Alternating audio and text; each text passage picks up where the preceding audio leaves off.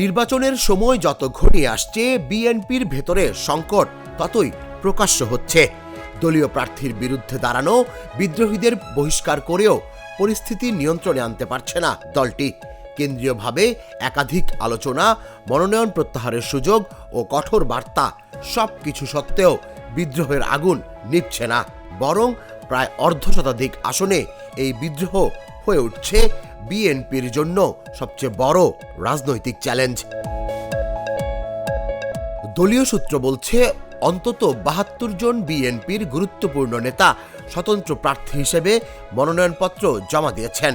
যদিও যাচাই বাছাইয়ে কয়েকজনের মনোনয়ন বাতিল হয়েছে, তবুও সংখ্যাটা দলকে স্পষ্ট অস্বস্তিতে ফেলেছে।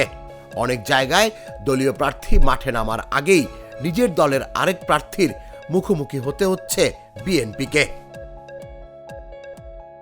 ঢাকা ১২ আসনের ঘটনা এই বিদ্রোহের প্রতীক।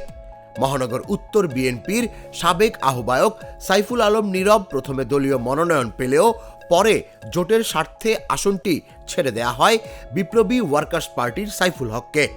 ক্ষুব্ধ নীরব তখনই স্বতন্ত্র প্রার্থী হয়ে মাঠে নামার ঘোষণা দেন। তার ভাষায়, এটি দলের নয়, জনগণের নির্বাচন। জনগণের চাপেই তিনি প্রার্থী।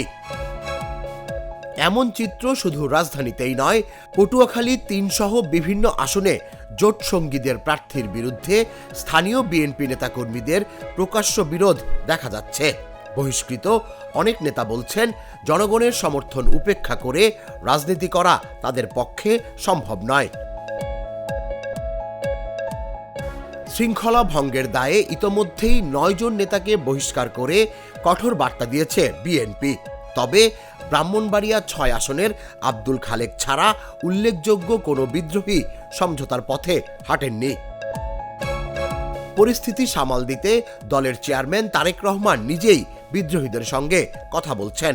কিছু তুলনামূলক কম গুরুত্বপূর্ণ প্রার্থী সরে দাঁড়ালেও হেভিওয়েট নেতারা এখনো অনড়। বিএনপির স্থায়ী কমিটির সদস্য আমির খুসরু মাহমুদ চৌধুরী আশা প্রকাশ করে বলেন, ২০ জানুয়ারির আগেই সংকট কাটবে। তবুও বাস্তবতা হলো, বিদ্রোহীদের কারণে ভোট ভাগ হওয়ার আশঙ্কা বড় আকার নিয়েছে বিএনপির জন্য।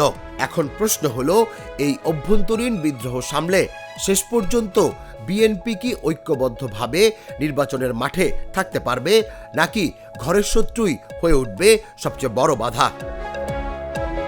তুষার ইসলাম, জাগো নিউজ।